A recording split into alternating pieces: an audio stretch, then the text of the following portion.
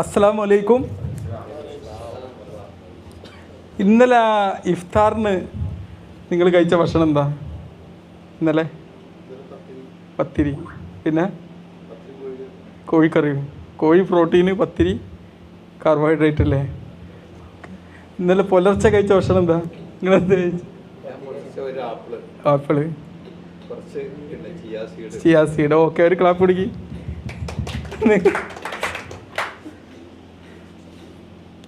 കഴിഞ്ഞ ദിവസം പറഞ്ഞോളൂ.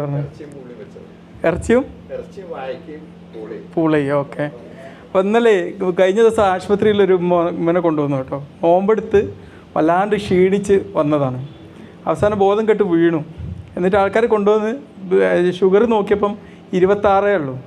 ഉമ്മ പറഞ്ഞു നോമ്പ് മുറിക്കാൻ പറ്റൂല, എനിക്ക് എന്തായാലും നോമ്പ് മുറിക്കേണ്ടതെന്ന് പറഞ്ഞു. നമ്മളെന്തായാലും കൊടുത്തു, 25% കൊടുത്തു. ഇങ്ങനെ സാധ്യത നോമ്പെടുക്കാൻ പറ്റുമോ? ഇല്ലല്ലോ. പക്ഷെ ഇങ്ങനെ നോമ്പെടുക്കുന്ന കുറേ ആൾക്കാരുണ്ട് അല്ലേ? നമുക്കൊരുപാട് അസുഖങ്ങൾ ഉണ്ടായിക്കഴിഞ്ഞാൽ നോമ്പെടുക്കണ്ടെന്നുണ്ടെങ്കിലും എന്നിട്ടും നോമ്പെടുക്കുന്ന ആൾക്കാരൊക്കെ ഉണ്ട് കുറേ. ഈ നോമ്പ് തുടങ്ങിയതിന് ശേഷം ഇതിപ്പോൾ ആരോഗ്യ കൂട്ടായ്മയാണല്ലോ, നമ്മുടെ നോമ്പ് തുറ തന്നെ വലിയൊരു മോഡലാണ്. ഈ നോമ്പ് തുടങ്ങിയതിന് ശേഷവും വ്യായാമം ചെയ്യുന്നവരാരൊക്കെ? ചെറുതായിട്ട്. ഓക്കെ. എന്നാലും ഉമ്മർകോ ഡോക്ടർ നിർത്തിയോ? നടത്തോ? നിങ്ങളോ? അതല്ല, അതുകൊണ്ട് നിർത്തി വെച്ചതാ. നിങ്ങൾ സ്വന്തം ഒരു ഡാൻസ് ഒക്കെ കണ്ടെത്തിയ ആളാണ് അല്ലേ? അപ്പോൾ എന്തായാലും അപ്പോൾ ഈ നോമ്പ് എടുക്കുന്നത് കൊണ്ട് നമുക്ക് ഒരുപാട് ഗുണങ്ങളുണ്ട്. അതിൽ ഏറ്റവും ഇമ്പോർട്ടൻ്റ് ആയിട്ടുള്ള ഗുണം എന്താണ്? നമ്മളെ വെയിറ്റ് കുറയും എന്നുള്ളത് തന്നെയാണ്. പക്ഷേ ഈ നോമ്പിൻ്റെ അവസാനം ആകുമ്പോഴേക്ക് നോമ്പ് അടുത്ത സ്ലൈഡ് എടുത്തിട്ടാണ്.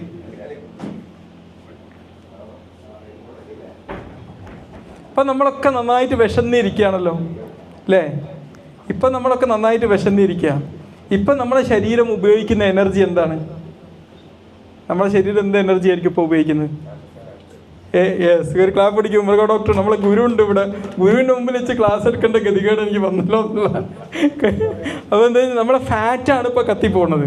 നമ്മുടെ ശരീരത്തിൽ എന്ന് പറഞ്ഞാൽ ഈ എടുക്കുന്ന ഈ കൊഴുപ്പെല്ലാം നമ്മുടെ ശരീരത്തിൽ ഒരു അമിത ഭാരം പേറി നടക്കുക. പണ്ടൊക്കെ കുട്ടിക്കാലത്ത് നമ്മൾ റേഷൻ കടയിൽ പോയി സാധനം വാങ്ങി വരുമായിരുന്നു. ഈ വാങ്ങുന്ന അരി മുഴുവനും നമ്മുടെ തലയിൽ ഇങ്ങനെ കെട്ടിവെച്ചാൽ എന്തായിരിക്കും അവസ്ഥ? ഉറങ്ങുമ്പോഴും നടക്കുമ്പോഴൊക്കെ കെട്ടിവെച്ചാൽ എന്തായിരിക്കും അവസ്ഥ? അതുപോലത്തെ ഒരു ഫാറ്റ് ഇവിടെ ഇങ്ങനെ കിടക്കുകയാണ്. ഈ സാധനമൊക്കെ കത്തിക്കളയാനുള്ള ഒരു അവസരമാണ് ഈ നോമ്പെടുക്കുന്നതുകൊണ്ട് നമുക്കുണ്ടാവുന്നത്. പിന്നെ ഇൻസുലിൻ്റെ അളവ് കുറയും. പിന്നെ ശരീരത്തിൽ ശേഖരിച്ച് വെച്ചാൽ, ഞാൻ പറഞ്ഞില്ല, ഈ റേഷൻ കടയിൽ വെച്ച അരി എടുത്ത് വെച്ചിട്ട് പിന്നീട് ഭക്ഷണം ഉണ്ടാക്കാമെന്ന് പറയുമ്പോൾ അതെല്ലാം ഉപയോഗിക്കാൻ തുടങ്ങും. അപ്പം നമ്മുടെ ശരീരത്തിലെ ഈ ഡേഞ്ചർ ആയിട്ടുള്ള കൊഴുപ്പുകൾ നന്നായിട്ട് കുറയും. പക്ഷേ എന്തുകൊണ്ടാണ് ഈ നോമ്പിൻ്റെ റിസൾട്ട് കിട്ടുന്നത്? മാഷ് എന്താണ് ഇതൊക്കെ ചെയ്തിട്ട് നോമ്പിൻ്റെ അവസാനം നോക്കുമ്പോൾ പിന്നെ കൊളസ്ട്രോൾ കൂടിയതാണ് കാണാറ്? എന്താ കാരണം? അല്ല, ഇവിടെയല്ല. നമ്മൾ പിന്നെ ഫുള്ള് നോമ്പ് തുറക്കുന്ന സമയത്ത് ആരോഗ്യപരമായിട്ടുള്ളൊരു നോമ്പ് തുറ അല്ല നടത്തുന്നത്. നമ്മൾ ആരോഗ്യ കൂട്ടായ്മയൊക്കെ ഒരു മോഡലായിട്ടുണ്ടെങ്കിലും പലരും ഇന്നത് അനുവർത്തിക്കാറില്ല. കാരണം നോമ്പായി കഴിഞ്ഞാൽ ഒരു ഭക്ഷണത്തിൻ്റെ ഒരു ഉത്സവം പോലെ എണ്ണക്കടികളും മറ്റും കഴിച്ചിട്ട് എന്താക്കുക, ഇത് മൊത്തം കൊളാക്കുകയാണ് ചെയ്യുക. കാരണം നമ്മൾ മനസ്സിലാക്കേണ്ടതെന്ന് പറഞ്ഞാൽ, നമുക്ക് ഈ നോമ്പ് എന്ന് പറഞ്ഞു കഴിഞ്ഞാൽ നമുക്കൊരു ഭക്ഷണത്തിൻ്റെ ഉത്സവമല്ല. നമ്മുടെ ശരീരത്തിന് കിട്ടുന്ന ഒരു മെറ്റബോളിക് റീസെറ്റ് എന്നാ പറയാം. മെറ്റബോളിസം എന്ന് പറഞ്ഞാൽ എന്താണ്? ഉപാപചയ പ്രവർത്തനങ്ങൾ കിട്ടിയില്ല നമ്മൾ ബയോളജിയിൽ പണ്ട്. ഈ മെറ്റബോളിസം നടക്കുന്നതിൻ്റെ ഒരു വളരെ കറക്റ്റായിട്ട് നമ്മുടെ ശരീരത്തിൽ എനർജി യൂട്ടിലൈസ് ചെയ്യുക, വേസ്റ്റും ഒഴിവാക്കുക, അങ്ങനത്തെ എല്ലാം കൂടി ചെയ്ത് കഴിയുമ്പം അതിൻ്റെ ഒരു റീസെറ്റ് ഉണ്ടാക്കാൻ പറ്റിയ നല്ലൊരു ടൈമാണ് ഈ നോമ്പിൻ്റെ സമയം എന്ന് പറഞ്ഞു കഴിഞ്ഞാൽ.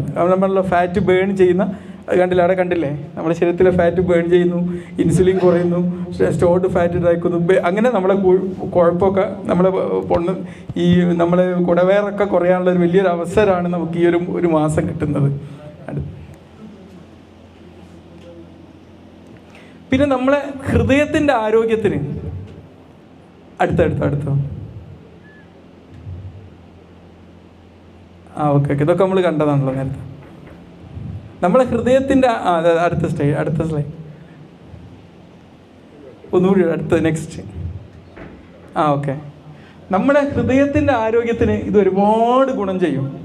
നമ്മുടെ ശരീരത്തിലെ ചീത്ത കൊളസ്ട്രോള് കുറയാൻ ഏറ്റവും ഹെൽപ്ഫുള്ളാണ്. പിന്നെ നമ്മുടെ ഹൃദയത്തിൻ്റെ ആരോഗ്യം മെച്ചപ്പെടുത്താനും നോമ്പുകൊണ്ട് പറ്റും.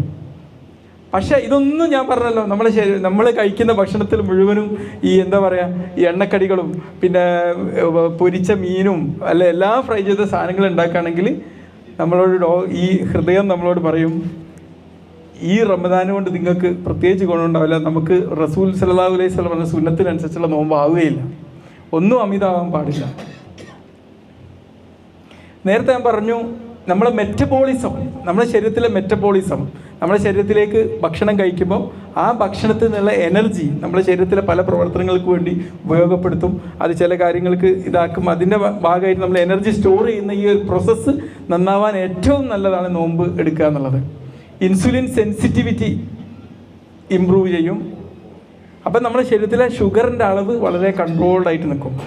പിന്നെ ഫാസ്റ്റിംഗ് ഷുഗറിൻ്റെ അളവ് കുറയും. പിന്നെ അഡിപ്പോനെക്റ്റിൻ എന്ന് പറയുന്ന നല്ലൊരു ഹോർമോണ് ഉൽപ്പാദിപ്പിക്കും ഈ ഒരു സമയത്ത്. അപ്പോൾ പ്രമേഹമുള്ളവരൊക്കെ ശരിക്കും എന്ത് ചെയ്യണം, ഇത് ശരിക്കും മോണിറ്റർ ചെയ്യണം. അഡിപ്പോനെക്റ്റിൻ കണ്ടില്ലേ, നമ്മളെ ഇഫ്താർ പ്ലേറ്റ് ബാഡായി കഴിഞ്ഞാൽ എന്താ സംഭവിക്കുക? നേരെ തല തിരിച്ചുള്ള എഫക്റ്റ് ഉണ്ടാകുക, വളരെ അപകടം ഉണ്ടാകുക. ഇനി അടുത്ത നോമ്പ് കൊണ്ടുണ്ടാകുന്ന വലിയൊരു ഗുണം എന്താണെന്നറിയോ? നമ്മുടെ ശരീരത്തിലെ ഓരോ കോശങ്ങളും പല കാര്യങ്ങളും ഇങ്ങനെ നശിച്ചിട്ട് അതിൻ്റെ വേസ്റ്റ് ഉണ്ടാവും. ഇത് കുമിഞ്ഞ് കൂടിയിട്ട് ഒരുപാട് പ്രശ്നങ്ങളുണ്ട്. അപ്പോൾ നമ്മളൊരു വേസ്റ്റ് ബോക്സ് വീട്ടിൽ കുറച്ച് മാലിന്യങ്ങൾ എടുത്ത് വെച്ചിട്ട് അത് അവിടെ തന്നെ നിന്നാൽ എന്തായിരിക്കും അവസ്ഥ? എടുത്ത് കളയണ്ടേ? ആ എടുത്ത് കളയേണ്ട ഒരു സാഹചര്യം ഉണ്ടാക്കി കഴിഞ്ഞാൽ എന്താക്കും? ഇതിന് പറയുന്ന പേര് ഓട്ടോഫാജി എന്നാണ്. ഈ ഓട്ടോഫാജി നടക്കുകയാണെങ്കിൽ നമ്മുടെ ശരീരത്തിൽ കുമിഞ്ഞു കൂടി കിടക്കുന്ന ഈ മാലിന്യങ്ങൾ, കോശങ്ങളെ മാലിന്യങ്ങൾ, ഇതെല്ലാം നശിപ്പിച്ച് കളയാൻ നമുക്ക് നോമ്പ് കൊണ്ട് സാധ്യമാവും എന്നുള്ളതാണ്. പക്ഷെ അതിന് നമ്മുടെ കോശങ്ങളുടെ ഒരു ശുചീകരണ പ്രവൃത്തിയാണ് ആ സമയത്ത് നടക്കുന്നത്. ഈ പഴയ കോശങ്ങളൊക്കെ ഇപ്പം പഴയ വേസ്റ്റായി കിടക്കുന്ന കോശങ്ങൾ, അവശിഷ്ടങ്ങൾ, മറ്റ് പലതിൻ്റെ അവശിഷ്ടങ്ങളൊക്കെ നീക്കം ചെയ്യാൻ ഈ ഒരു സമയത്ത് സാധ്യമാവും. ഇപ്പം നമ്മൾ വാട്സപ്പ് സ്റ്റോറേജിൽ നിറഞ്ഞു നിന്നിട്ട് അത് ഒഴിവാക്കിയിട്ടില്ലേ മൊബൈൽ ഹാങ് ആയി പോകില്ലേ? ആ ഒരു അവസ്ഥയാണ് ഇതെല്ലാ മാലിന്യങ്ങളും അവിടെ ഉണ്ടാവുക. ഈ മാലിന്യങ്ങൾ ഒഴിവാക്കി കഴിഞ്ഞാൽ, ഈ ഓട്ടോഫാജി നടന്നു കഴിഞ്ഞാൽ ചിലപ്പോൾ ക്യാൻസർ സെൽസിൻ്റെ ഒക്കെ അപകടം പിടിച്ച പല കോശങ്ങളെയും പുറന്തള്ളാൻ ഈ ഒരു സാഹചര്യത്തിൽ നമുക്ക് കഴിയും. പിന്നെ ഏറ്റവും പ്രധാനപ്പെട്ട ഒരു കാര്യമാണ് നമ്മൾ വയറിൻ്റെ ആരോഗ്യം എന്നുള്ളത്. ഗട്ട് ഹെൽത്ത് എന്ന് പറഞ്ഞാൽ നമ്മളെ ഗട്ട് ഹെൽത്ത്, നമ്മളെ വയറ് എന്ന് പറഞ്ഞാൽ രണ്ടാമത്തെ മസ്തിഷ്കം എന്നാണ് പറയാം. നമ്മളുടെ ഹാപ്പിനെസ് ഹോർമോൺസ് പലതും സെറട്ടോണിൻ എവിടെ നിന്നാണ് ഉൽപ്പാദിപ്പിക്കുന്നത് അല്ലേ? ഗട്ട് എന്നാണ്, നമ്മൾ വയറെന്നാണ്. വയറെന്ന് പറഞ്ഞാൽ ഒരു തലച്ചോറിൻ്റെ രണ്ടാം ഭാഗമാണ്. അപ്പോൾ ഈ ഒരു ഭാഗത്ത് ഇത് ഉൽപ്പാദിപ്പിക്കപ്പെടണമെങ്കിൽ എന്താണ്? നമ്മളെ ശരീരത്തിൽ ചില ബാക്ടീരിയകൾ എത്തണം, നല്ല ബാക്ടീരിയകൾ, പ്രൊബയോട്ടിക് എന്നാണ് പറയുന്നത്. ഈ പ്രൊബയോട്ടിക്കാണ് നമ്മുടെ ശരീരത്തിലെ ചീത്ത ബാക്ടീരിയകളെ, ചീത്ത സൂക്ഷ്മജീവികളെ കൊന്നു കളയാനും നശിപ്പിക്കാനും ഇത് സഹായിക്കും. രണ്ടാമത്തേത് ഈ നല്ല ബാക്ടീരിയകൾ നമ്മുടെ ശരീരത്തിലുള്ള, നേരത്തെ ഓട്ടോഫാജിനെ കുറിച്ച് പറഞ്ഞതുപോലെ, ഈ വേണ്ടാത്ത വിഷവസ്തുക്കൾ, മാലിന്യങ്ങൾ, ഇതിനൊക്കെ തിന്ന് കളഞ്ഞ് നശിപ്പിച്ച് കളയും. അപ്പോൾ ഈ ഒരു ഇതിൽ നോമ്പിൻ്റെ സമയത്ത് എന്ത് ചെയ്യുക? നമ്മളെ വയറിന് ഒരു 24 hour റെസ്റ്റാണ് കിട്ടുന്നത്. 24 hour ഇല്ല, ആ നോമ്പെടുക്കുന്ന ഇതിന് ഇൻ്റർമീഡിയൻറ്റ് ഫാസ്റ്റിംഗ് എന്ന് പറയാം. ഈ ഇൻ്റർമീഡിയൻറ്റ് ഫാസ്റ്റിങ്ങിന് ഒരുപാട് ആരോഗ്യ ഗുണങ്ങളുണ്ടെന്നുള്ളത് ഈ അടുത്ത കാലത്താണ് പറയാൻ തുടങ്ങിയത്. മുമ്പൊന്നും അറിയില്ലായിരുന്നു. ഈ ഇൻ്റർമീഡിയൻറ്റ് ഫാസ്റ്റിംഗ് എന്ന് പല രോഗികൾക്കും റെക്കമെൻഡ് ചെയ്യുന്നുണ്ട്. പിന്നെ നമ്മൾ വയറിൻ്റെ ഈ മോട്ടിലിറ്റി, ചലനം നന്നാക്കാൻ, പിന്നെ ഈ ഡീടോക്സ് ചെയ്യാമെന്ന് പറയാം. നമ്മൾ ഇതിനൊക്കെ വിഷവിമുക്തമാക്കുക, ഞാൻ പറഞ്ഞില്ല, മാലിന്യങ്ങൾ നീക്കുന്ന ഒരു സാഹചര്യം ഉണ്ടാക്കാനൊക്കെ ഉള്ള നല്ലൊരു സാഹചര്യമാണ്. ഇതൊക്കെ നമ്മൾ കുളമാക്കുന്നത് നമ്മളുടെ കുത്തഴിഞ്ഞ ഇഫ്താർ സൽക്കാരങ്ങളും മറ്റുമാണ്. പ്രവാചക ചര്യയിലേക്ക് മടങ്ങിയാൽ ഒരു കുഴപ്പമില്ല, ഈ പറഞ്ഞ ബെനിഫിറ്റ് ഒക്കെ കിട്ടും.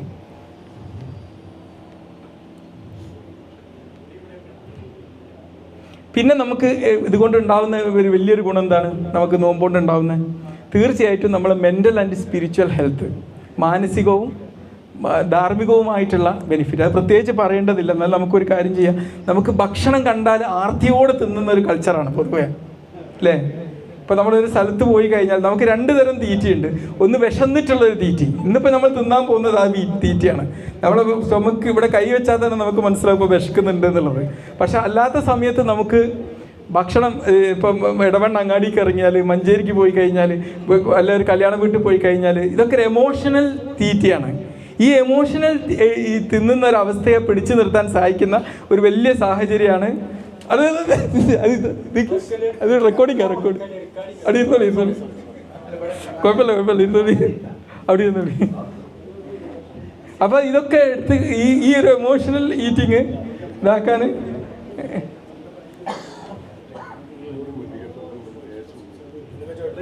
അത് ഓക്കെയാണ്. ഓക്കെ, അപ്പം നമുക്കൊരു കാര്യം ചെയ്യാം. ഈ ഒരു ഞാൻ പറഞ്ഞല്ലോ, ഇനി അങ്ങോട്ട് നമുക്ക് ഭക്ഷണം കണ്ടാൽ ഈ അച്ചടക്കം, ഇപ്പം ഇവിടെ ഒരു പ്ലേറ്റ് മുഴുവനും വലിയ ബിരിയാണി കൊണ്ടുവച്ചാൽ നമ്മൾ തിന്നാതെ നിൽക്കല്ലോ. ഈ ഒരു അച്ചടക്കം ഈ നോമ്പ് കഴിഞ്ഞ് പുലർത്താൻ കഴിഞ്ഞാൽ നമുക്ക് വലിയ പ്രശ്നങ്ങളൊന്നും ഉണ്ടാവില്ല, ഈ പറഞ്ഞ പ്രശ്നങ്ങളൊന്നും ഉണ്ടാവില്ല. അപ്പോൾ അതിന് വേണ്ടിയിട്ട് നമുക്കൊരു നമ്മളെ പ്രശസ്ത സൈക്കോളജി ട്രെയിനറൊക്കെ ഉണ്ട്. അതിന് വേണ്ടിയിട്ട് ഇപ്പം നമ്മൾ പ്രവാചകൻ പറഞ്ഞ ഭക്ഷണ രീതി എങ്ങനെയാണ്? പതിയെ തിന്നുക, മെല്ലെ തിന്നുക, അല്ലേ? അതിനൊരു അച്ചടക്കമുണ്ട്. ഈ ഒരു അച്ചടക്കത്തിന് നമ്മളിന്ന് മോഡേൺ സയൻസ് അനുസരിച്ച് പറയും മൈൻഡ്ഫുൾനെസ് എന്ന് പറയും, മൈൻഡ്ഫുള്ളായിട്ട് തിന്നാന്ന് പറയും. സംഭവമൊക്കെ ഒന്ന് തന്നെയാണ്, കുറച്ചേ തിന്നുള്ളൂ, അല്ലേ? പ്രവാചക ചര്യയിൽ അങ്ങനെയാണല്ലോ ഭക്ഷണം, അതായത് ഇങ്ങനെ വാരി വലിച്ച് തിന്നുന്ന ഒരു സംസ്കാരം അല്ലല്ലോ. അപ്പം അല്ലേ, കറക്റ്റ് അല്ലേ? 3-1. എല്ലാവരും ഒരു ക്ലാപ്പ് പിടിക്കി. അപ്പോൾ നമുക്ക് വേണമെങ്കിൽ കണ്ണ് അടക്കണമെങ്കിൽ അടക്കാം, തുറക്കണമെങ്കിൽ തുറന്നിട്ടും ചെയ്യാം. വെറുതെ ഒന്ന് കൈ വയറുമേൽ വെക്കുക, എന്നിട്ടൊരു 4 സെക്കൻഡ് ശ്വാസം ഉള്ളോട്ടെടുക്കുക, 2 സെക്കൻഡ് ഹോൾഡ് ചെയ്യുക, ഒരു 6 സെക്കൻഡ് പുറത്താക്കി വിടുക. നിങ്ങളെ വയറിൽ ഇപ്പോൾ അനുഭവിക്കുന്ന ശൂന്യത ഒന്ന് ഫീൽ ചെയ്യുക. നിങ്ങളിപ്പം വിശപ്പ് അനുഭവിക്കുന്നുണ്ട്. ആ വിശപ്പിനെ അങ്ങോട്ട് എതിർക്കാനൊന്നും പോകണ്ട. അതൊരു അടിയന്തരാവസ്ഥയൊന്നുമല്ല, അത് ഒരു സന്ദേശമാണ്. ഓക്കെ, നിങ്ങളുടെ തലച്ചോറിലേക്ക് ഒരു സന്ദേശം നൽകണം. ഇനി നിങ്ങൾ കയ്യിൽ ഒരു ഈന്തപ്പഴം ഉണ്ട് എന്ന് കരുതുക. ഇപ്പം നിങ്ങൾ നോമ്പിലാണ്, അതുകൊണ്ട് ഇത് കഴിക്കാൻ പറ്റൂല. ഇപ്പം ഏതാണ്ട് 5:30 സമയമായി. ഇപ്പം ഈ ഈന്തപ്പഴത്തിന് ഈ വിശക്കുന്ന സാഹചര്യത്തിൽ സ്വർണത്തെക്കാളും വിലപ്പെട്ട ഒന്നാണ്. ആ ഈന്തപ്പഴത്തിലേക്ക് പതിയെ ഒന്ന് ശ്രദ്ധിക്കുക.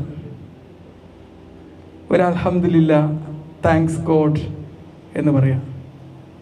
ഈ ഈന്തപ്പഴം നിങ്ങൾക്ക് തന്ന പടച്ചവന് സ്തുതി പറയാം. എന്നിട്ട് നിങ്ങൾ പാവനിലൂടെ ഒരു ചെറിയ കഷ്ണം എടുത്തിട്ട് നാവിൽ വെക്കുക. ആ നാവിൽ അത് സ്പർശിക്കുന്നതൊന്ന് ഫീൽ ചെയ്യുക, പതിയെ ഒന്ന് ചവക്കുക. അപ്പം നിങ്ങളുടെ വിശപ്പിൻ്റെ മാധുര്യം കൂടുതൽ ശക്തമായിട്ട് തോന്നുന്നതായിട്ട് ഫീൽ ചെയ്യും. ഇനി അടുത്തത്, നിങ്ങളടുത്ത് ചെറിയൊരു സ്പൂണ് തൈര്, ആ തൈര് എടുക്കുന്നു, അതിൻ്റെ തണുപ്പ് അനുഭവിക്കുന്നു. ഒരു ചെറിയ 2 വർഷം ബദാം, ഒരു 10 എണ്ണം. ഇപ്പം നിങ്ങൾക്കത് കഴിക്കാൻ പറ്റാത്ത ഇതാണ്, നമ്മളത് വെറുതെ ഇമാജിൻ ചെയ്യണം. ഇപ്പം ഒരു ചെറിയ സിപ്പ് വെള്ളം എടുത്ത് നമ്മളിങ്ങനെ കുടിക്കുന്നതായിട്ട് ചിന്തിക്കുക. അത് വായിൽ നാവുമ്പോൾ പതിയുന്നു, എന്നിട്ട് ഇങ്ങനെ ഇറങ്ങുന്നതായിട്ട്, മൃദുലമായിട്ട് തൊണ്ടയിലൂടെ ഇങ്ങനെ ഇറങ്ങുന്നതായിട്ട് ചെയ്യുക. എന്നിട്ട് സ്വയം ഒന്ന് ചോദിക്കുക, ഇനിയിപ്പം മഗ്‌രിബ് ബാങ്ക് കൊടുത്തു കഴിഞ്ഞാൽ ഞാനിതപ്പോൾ ഭക്ഷണം കഴിക്കാൻ പോവുക, അവിടെ ഞാൻ അതൊരു യുദ്ധക്കളമാക്കി മാറ്റുമോ, അല്ലെങ്കിൽ ആ ഭക്ഷണത്തെ ഞാൻ ബഹുമാനിക്കുമോ? സ്വയം ഒന്ന് ചോദിക്കുക. അവിടെ ഒരു യുദ്ധക്കളമാവുമോ, അതോ ഭക്ഷണത്തെ ബഹുമാനിക്കുമോ, ആദരിക്കുമോ? ആദ്യ ഈന്തപ്പഴം കഴിച്ചതിന് ശേഷം ഒരു 30 സെക്കൻഡ് നിർത്തുന്നു. ആ 30 സെക്കൻഡ് എന്നിട്ട് കുറച്ച് വെള്ളം കുടിക്കുന്നു, എന്നിട്ട് നമസ്കരിക്കുന്നു, എന്നിട്ട് പതിയെ ഭക്ഷണം കഴിക്കുന്നു. ഇനി പതിയെ കണ്ണടിച്ചൊക്കെ ഒന്ന് കണ്ണ് തുറക്കുക. ഇപ്പം നിങ്ങൾ വിശപ്പ് മാറിയോ? അല്ലേ?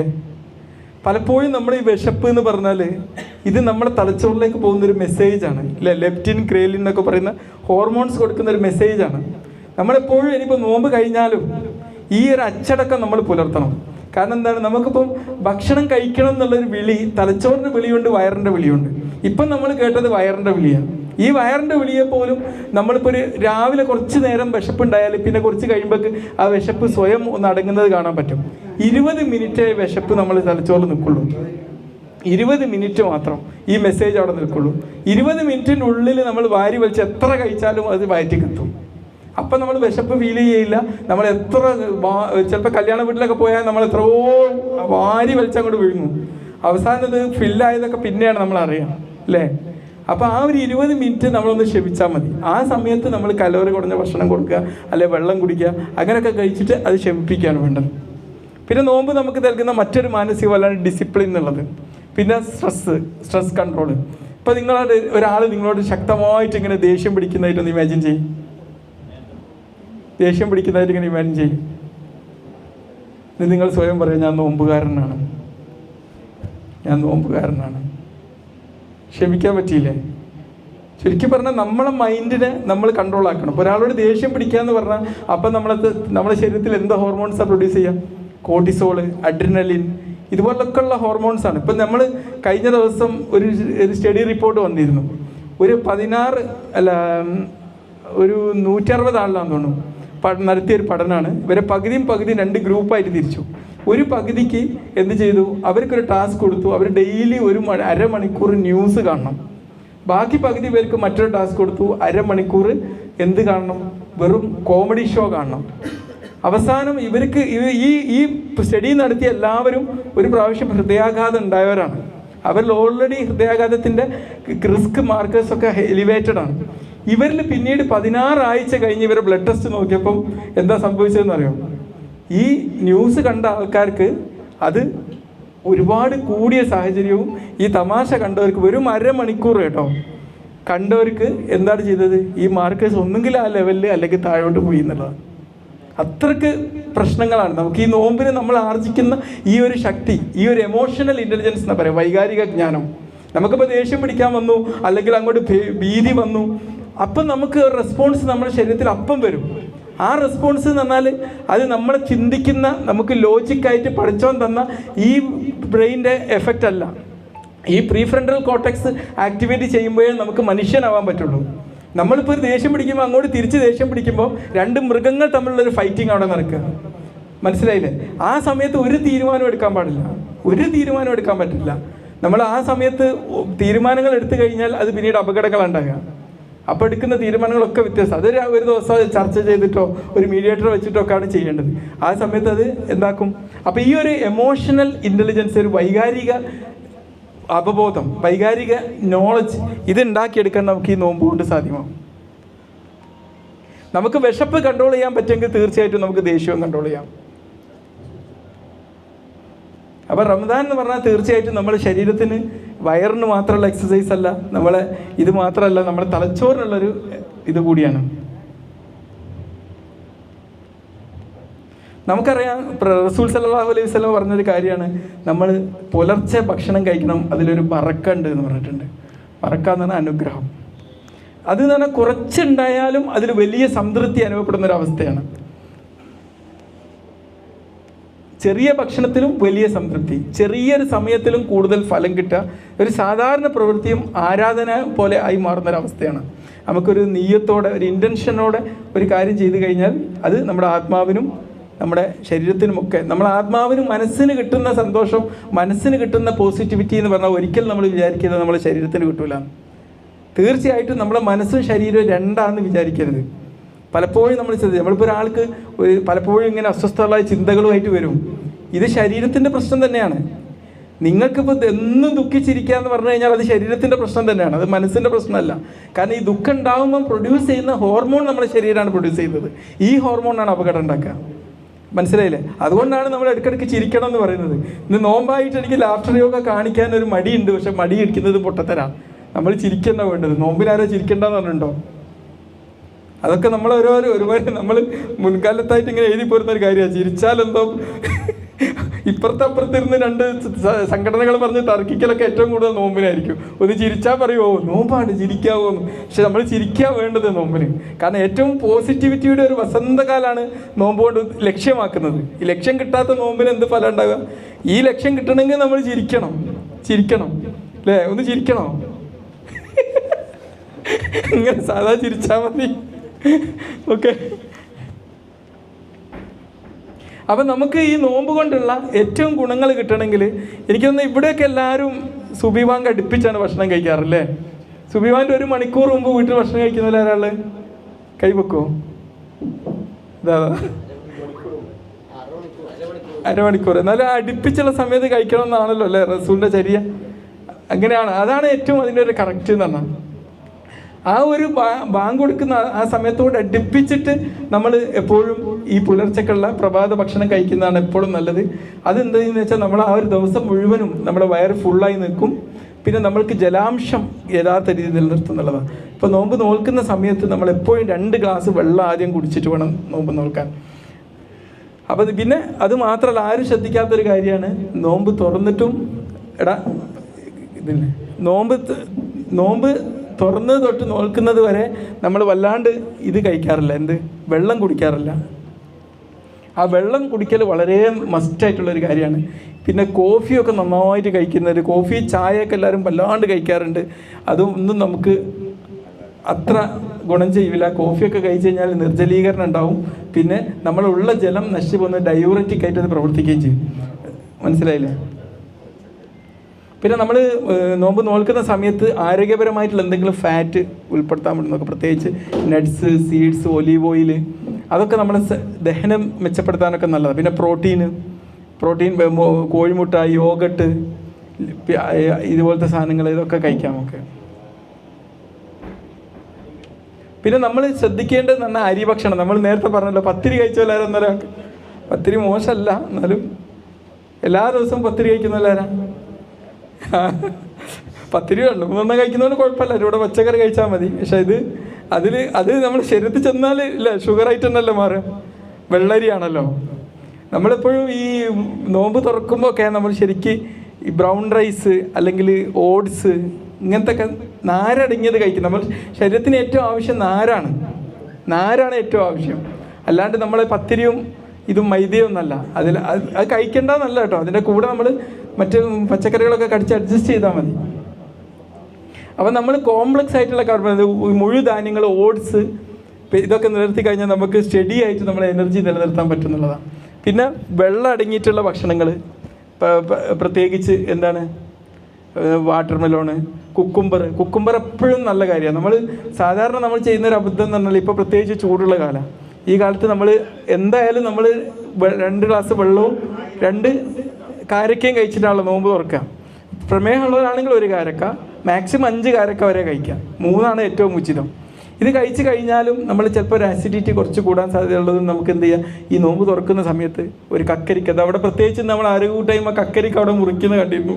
നമുക്കൊരു ക്ലാപ്പ് കൊടുക്കാം അല്ലേ മാഷേ? അവിടെ കക്കരിക്ക പ്രത്യേകം സെറ്റാക്കിയിട്ടുണ്ടായിരുന്നു. വളരെ ഹെൽത്തി ആയിട്ടുള്ളൊരു മോഡലാണ്, പ്രത്യേകിച്ച് ചൂടുള്ള കാലാവസ്ഥയിൽ. പിന്നെ ഓറഞ്ച് വേണമെങ്കിൽ കഴിക്കാം. ഒരു കാരണവശാലും ഇവിടെയൊക്കെ പ്രശ്നം എന്ന് പറഞ്ഞു കഴിഞ്ഞാൽ നമ്മൾ ഒരുപാട് ഷുഗർ അടങ്ങിയ പാനീയങ്ങൾ വല്ലാണ്ട് കഴിക്കുന്നുള്ളതാണ്. അതുകൊണ്ട് നമുക്ക് ഒരുപാട് നമുക്ക് നോമ്പ് കൊണ്ട് കിട്ടുന്ന, ഞാൻ പറഞ്ഞല്ലോ, ഈ ഒരു മാസം നമുക്ക് അവിടെ ഒന്ന് ക്ഷമിച്ച് കഴിഞ്ഞാൽ ഈ ഒരു മാസം കഴിയുമ്പോഴേക്ക് ചിലപ്പം നമ്മുടെ ശരീരത്തിൽ ഉണ്ടാകുന്ന ഇൻഫ്ലമേഷൻ, നീർവീക്കം എന്ന് പറയും. ഈ നീർവീക്കം എന്ന് പറഞ്ഞാൽ നിങ്ങൾക്ക് മനസ്സിലായില്ലേ? നമ്മളിപ്പോൾ ഒരു കുരു ഉണ്ടായി, അവിടെ ഒന്നായിട്ട് ചളിയോ ആവുന്നൊരവസ്ഥയാണ്. അതിൻ്റെ നമ്മുടെ ശരീരത്തിലെ സൂക്ഷ്മമായ അവസ്ഥയാണ് നീർവീക്കം എന്ന് പറയാം. നീർവീക്കം വരുന്നൊരവസ്ഥ എന്ന് പറഞ്ഞു കഴിഞ്ഞാൽ അതാകെ ചളിപിളിയാവും. അപ്പം നമ്മളെ ഹൃദയത്തിലേക്ക് പോകുന്ന രക്തക്കുഴലുണ്ട്, അതിൻ്റെ പേര് കൊറോണറി ആർട്ടറി എന്ന് പറയും. അതിൻ്റെ അടിയിലെ ലെയറിൽ ഈ നീർവീക്കം ഉണ്ടായാൽ അവിടെ ചളിപിളിയായി ആകെ കൊളസ്ട്രോൾ അടിഞ്ഞ് കാൽസ്യത്തിൻ്റെ മതിലുകൾ കൊണ്ട് അവിടെ ബ്ലോക്ക് ഉണ്ടാക്കി, ഇതെല്ലാം കൂടി ആക്കുമ്പോഴേക്ക് ഇൻഫ്ലമേഷൻ, നീർവീക്കം ഉണ്ടായി, അതവിടെ ഉണ്ടായി, അതാണ് പിന്നെ ബ്ലോക്കായിട്ട് മാറുന്നത്. ഈ നീർവീക്കം ഉണ്ടാക്കുന്ന ഏറ്റവും പ്രധാനപ്പെട്ട ഒരു ഭക്ഷണമാണ് ഷുഗർ അടങ്ങിയ ഭക്ഷണം എന്ന് പറഞ്ഞാൽ. അത് മാക്സിമം കുറക്കുക, മാക്സിമം. ഇപ്പം നമ്മൾ ഇവിടെ നിന്ന് തന്നെ തോന്നാരോ സ്റ്റീവിയ എന്ന് പറഞ്ഞ സാധനമൊക്കെ ഷുഗറിന് ആൾട്ടർനേറ്റീവ് ഉപയോഗിക്കുന്നുണ്ട്. അത് വലിയ കുഴപ്പമില്ല, 0 കലോറിയാണ്. സ്റ്റീവിയ എന്ന് പറഞ്ഞിട്ട് ഷുഗറിന് പകരമായിട്ട് ചായയിലൊക്കെ ഉപയോഗിക്കുന്നുണ്ട്. അപ്പം അതിൻ്റെ ബേക്കറിയൊക്കെ ഇറങ്ങി ഞാൻ കണ്ടിരുന്നു. ഇവിടെ ഇടവണ്ണുള്ള ആരോ തന്നെ തുടങ്ങിയെന്ന് തോന്നുന്നില്ലേ? ഇവിടെയുള്ള ആരോ ആണെന്ന് തോന്നുന്നു. അതിൻ്റെ ഭയങ്കര ഫേമസ് ആണ്. അപ്പം അതൊക്കെ ഉപയോഗിച്ചാൽ എന്താണ്, അത്ര ഒരു സ്റ്റീവിയക്ക് അത്ര ഒരു ഇൻഫ്ലമേഷൻ ഇത് ഉണ്ടാക്കില്ല. അപ്പോൾ ഈ നീർവീക്ക് ഉണ്ടാക്കുക, നിങ്ങളൊന്ന് ആലോചിച്ച് നോക്കി, നമ്മളെ രക്തക്കുഴലിലൊക്കെ ഈ ഇവിടെ ഇങ്ങനെ ചളിയും ഇതൊക്കെ ആയിട്ട് വന്നിട്ട് ഇങ്ങനെ വൃത്തികേടായി കിടക്കുന്ന പോലെ ഒരവസ്ഥ നമ്മുടെ ശരീരത്തിൻ്റെ ആന്തരിക ലെവലിൽ ഉണ്ടാകുന്ന ഒരവസ്ഥയാണ് ഇൻഫ്ലമേഷൻ അല്ലെങ്കിൽ നീർവീക്കം എന്ന് പറഞ്ഞാൽ.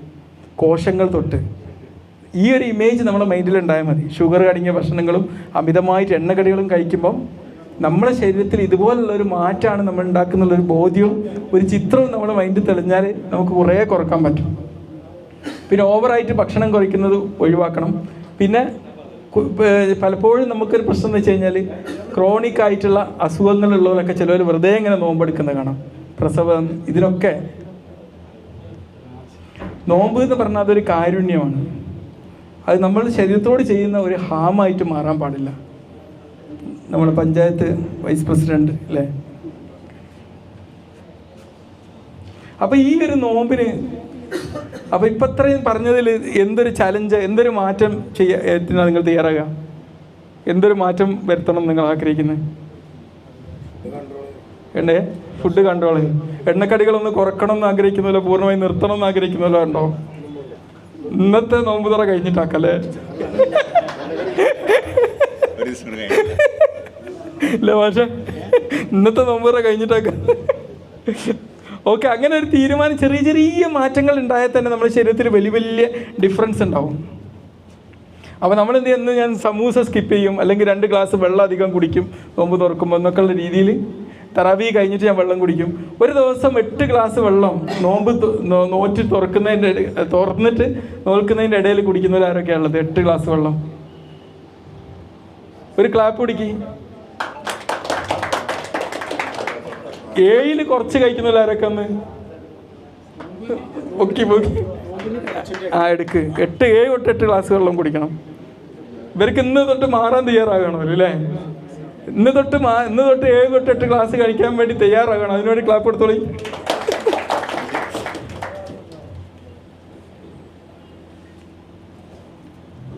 പിന്നെ എക്സസൈസ്.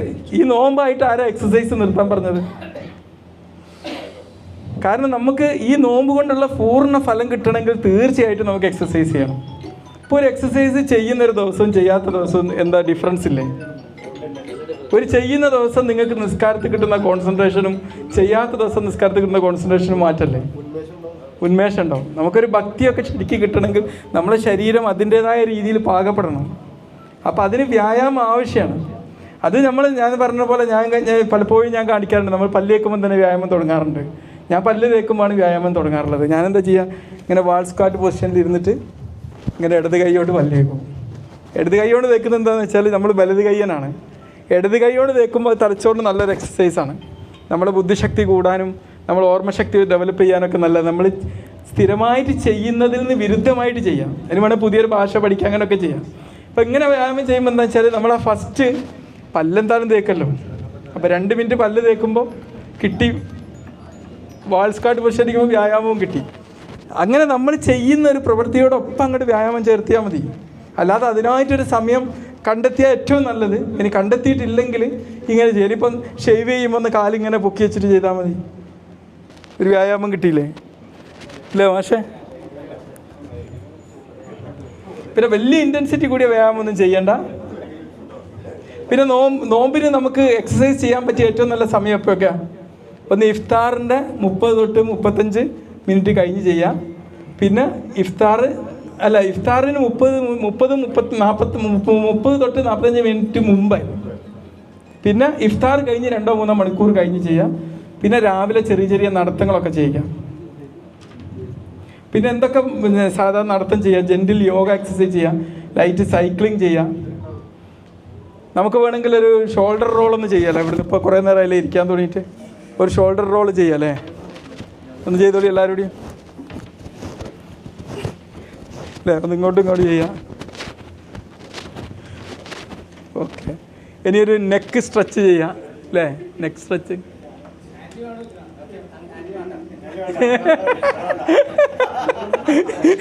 ഇവിടെ ഭക്ഷണം ചെയ്യാതായി പോട്ടോ. ഇനിയൊരു കാഫ് റൈസ് ചെയ്യാം. എന്താ അപ്പം ഇതൊക്കെ നല്ല അങ്ങ് രീതിയിൽ അങ്ങ് ചെയ്താൽ മതി. സമയം വൈകുകയാണ്. പിന്നെ ഇഫ്താർ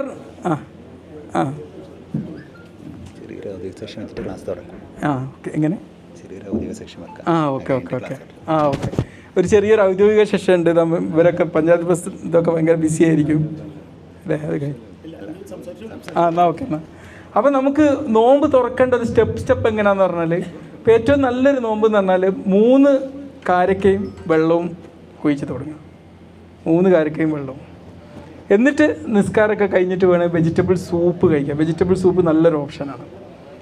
പിന്നെ ലീൻ പ്രോട്ടീൻ, ഗ്രിൽഡ് ആയിട്ടുള്ള ഫിഷ്, ചിക്കൻ ഇതൊക്കെ കഴിക്കാം, ഗ്രില്ലാക്കിയത്. അല്ലെങ്കിൽ എന്ത് ചെയ്യുക, നമുക്ക് എണ്ണക്കടി കഴിക്കാൻ അത്രയ്ക്ക് പൂതിയുള്ളവരാണ് എന്ത് ചെയ്യുക, നമുക്ക് മറ്റേ എയർ ഫ്രയറിൽ വെച്ചിട്ടുണ്ടാക്കാം.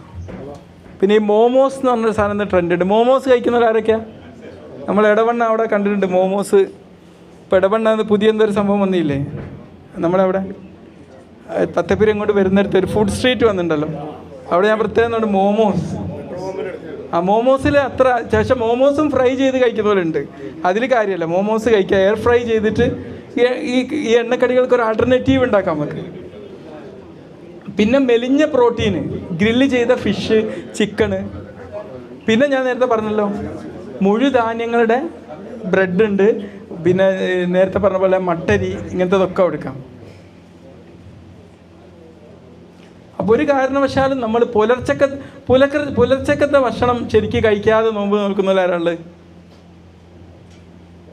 പുലർച്ചെ ഭക്ഷണം ശരിക്കും കഴിക്കാതെ ഒരിക്കലും ഉണ്ടാവും. ഒരിക്കലും അത് സുഹൂർ സ്കിപ്പ് ചെയ്യാൻ പാടില്ല. കാരണം നമ്മൾ ഈ മെറ്റബോളിസം ശരിക്കും നടക്കണമെങ്കിൽ നമ്മൾ റസൂല് പറഞ്ഞ ആ ഒരു ചര്യയിലൂടെ തന്നെ നോമ്പെടുക്കണം. അപ്പോഴേ നേരത്തെ പറഞ്ഞ ആരോഗ്യ ഗുണങ്ങളും ഉണ്ടാവും, അതിൻ്റെ ഒരു ഇതുണ്ടാവുള്ളൂ. പിന്നെ പ്രോട്ടീൻ നമ്മൾ ഉൾപ്പെടുത്തുക. രാവിലെ കോഴിമുട്ട, പാല് അല്ലെങ്കിൽ തൈര് ഇതൊക്കെ കഴിക്കുന്നവരാരാ? ക്ലാപ്പ് പൊടിക്ക്. കാരണം ഒരു ദിവസം നമുക്ക് നല്ല സ്റ്റേണായി നിൽക്കണമെങ്കിൽ എന്തായാലും പ്രോട്ടീൻ അവിടെ കിട്ടണം. നമ്മുടെ ശരീരം എന്ന് പറഞ്ഞാൽ പ്രോട്ടീനാണ്. കാരണം നമുക്ക് വയസ്സാവുന്നത് ഈ പ്രോട്ടീൻ കുറയുമ്പോൾ. മനസ്സിലായില്ലേ?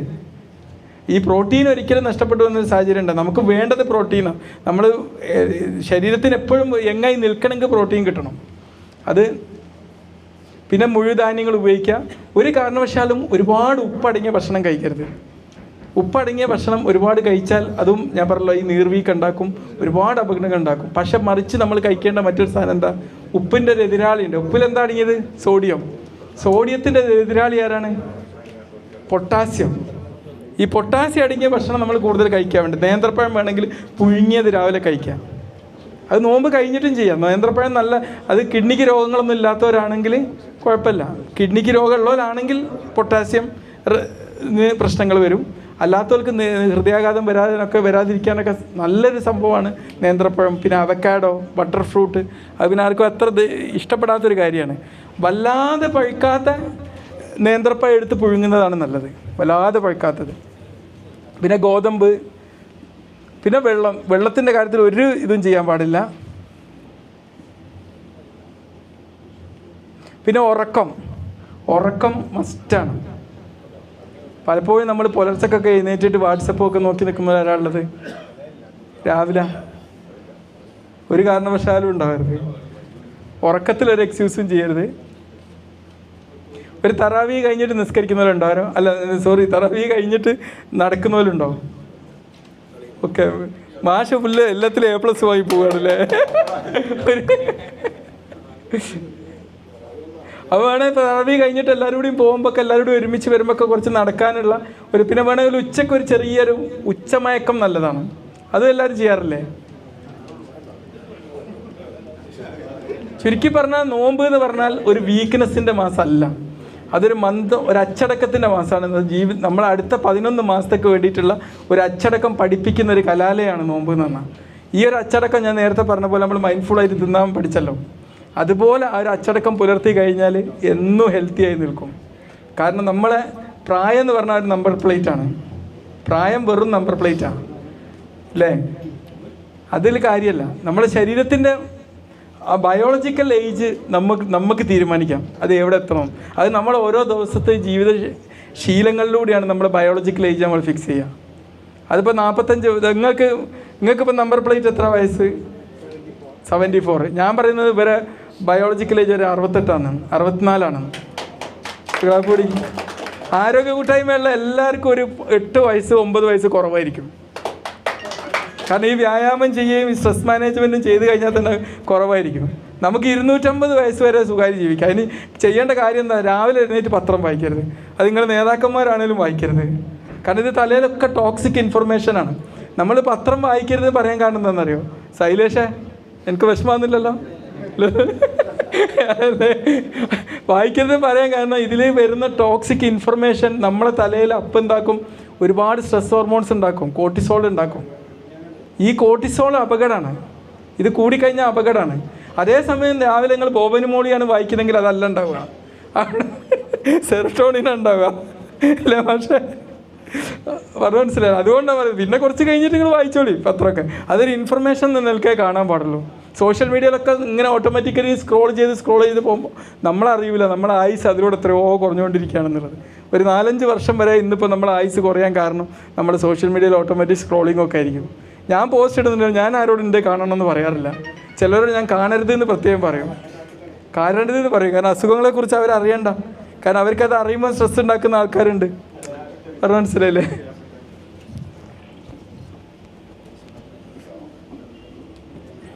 അപ്പോൾ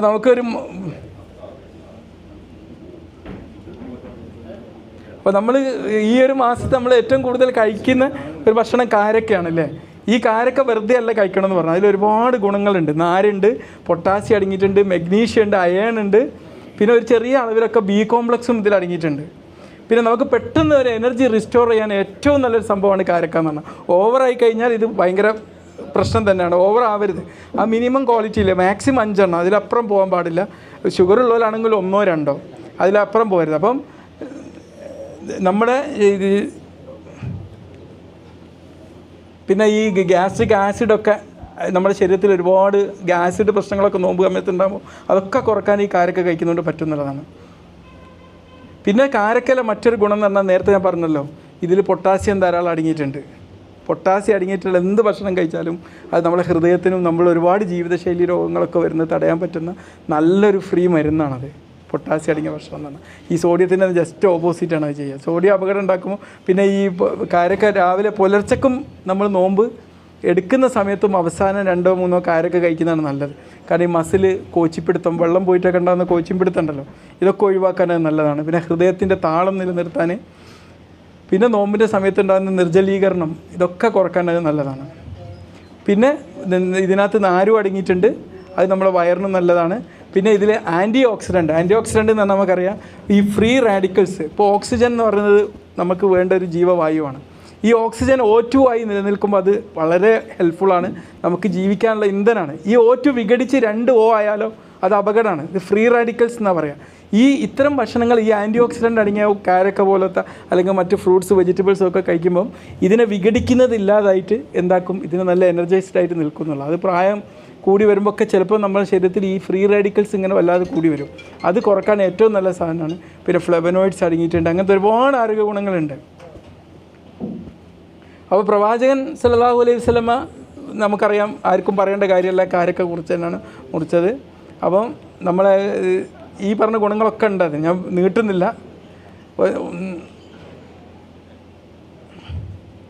അപ്പോൾ നമ്മൾ നേരത്തെ പറഞ്ഞതുപോലെ നമ്മൾ എന്ത് ചെയ്യുക, 1-3 കാരക്ക, വെള്ളം, എന്നിട്ട് മഗ്‌രിബ് നിസ്കരിക്കുക, എന്നിട്ട് പ്രോട്ടീനും ഫൈബറും ചെറിയ നേരത്തെ നല്ല ഹെൽത്തി ആയിട്ടുള്ള കാർബോഹൈഡ്രേറ്റും അടങ്ങിയ ഭക്ഷണം കഴിച്ചിട്ട് തുടങ്ങുക. ഇങ്ങനെ ചെയ്ത് കഴിഞ്ഞാൽ എന്താവുമെന്നറിയോ, നമുക്ക് റമദാൻ ഓവർ ഈറ്റിംഗ് സിൻഡ്രോം എന്നൊരു സംഭവമുണ്ട്.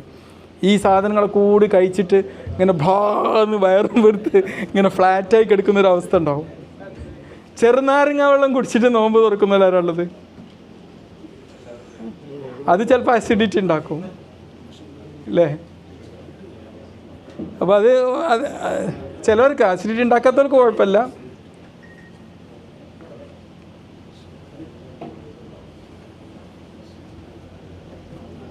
അപ്പോൾ ഞാൻ ചോദിക്കുകയാണ്, ഇന്ന് പറഞ്ഞതിൻ്റെ നമ്മൾ ചില കാര്യങ്ങൾ നമ്മൾ നിർത്താൻ തീരുമാനിച്ചിട്ടുണ്ടല്ലോ. എന്താണ് നിങ്ങൾ നിർത്താൻ തീരുമാനിച്ചത്? സ്റ്റോപ്പ് എന്ന് പറഞ്ഞാൽ നിർത്താൻ തീരുമാനിച്ചത് എന്തൊക്കെയാണ്? രാത്രി വൈകിട്ട് സ്നാക്ക് കഴിക്കുന്നത് അല്ലേ, പിന്നെ ഡീപ്പ് ഫ്രൈഡ് ചെയ്ത കാര്യങ്ങൾ. ഇന്നോട്ട് തുടങ്ങാമെന്ന് വിചാരിച്ചൊരു കാര്യം, പലരും എക്സസൈസ് നിർത്തിയിട്ടുണ്ട്. ഒരു കാരണവശാലും എക്സസൈസ് നിർത്തരുത്. അപ്പോൾ ഇന്ന് നമ്മളെ അംജദ് ഭായി എന്നെ സ്റ്റാർട്ട് ചെയ്യുക, നിങ്ങൾ ഒരു എക്സസൈസ് ചെയ്യാറുണ്ട് അല്ലേ. അപ്പം അത് ഒരിക്കലും നിർത്തരുത്. അത് ആഴ്ചയിൽ ദിവസം 30 മിനിറ്റ് വെച്ചിട്ട് ആഴ്ചയിൽ 5 ദിവസം അത് അതിൻ്റെ ഒരു ഇതിലൂടെ തന്നെ നമ്മൾ കണ്ടിന്യൂ ചെയ്ത് പോകണം. ഗ്രൂപ്പായിട്ട് ചെയ്യാൻ എത്ര ഉപകാരമാണ്. പിന്നെ ചില കാര്യങ്ങൾ നമുക്ക് കണ്ടിന്യൂ ചെയ്യേണ്ടതുണ്ട് ഇപ്പോൾ പറഞ്ഞതിൽ. അപ്പോൾ നമ്മൾ നേരത്തെ പറഞ്ഞ പോലെ കാരക്ക കഴിക്കുന്നതും ഇതൊക്കെ അല്ലേ. ഓക്കെ. ഇവിടെ ഉദ്ഘാടകത്തിന് വേണ്ടിയിട്ട് ഞാൻ വേദി ഒഴിഞ്ഞു കൊടുക്കുകയാണ്.